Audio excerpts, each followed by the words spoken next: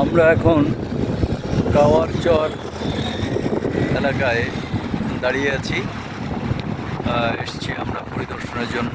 আমাদের সাথে আমরা 3 ভাই আছি, কাকা সহ আমরা এখানে আছি। সাগরের উত্তাল ঢেউ আর মাঝে মাঝে অনেকগুলো নৌকা আমরা দেখতে পাচ্ছি। এই নৌকাগুলো প্রতিদিনই মাছ ধরার জন্য ডিপ সিতে চলে যায়। ডিপ সিতে মাছ আহরণ করে তারা আবার তীরে তাদের তরি ভিড়ায়। আর আরেকটা সবথেকে মজার জিনিস দেখতে পাচ্ছি, প্রতিযোগিতা।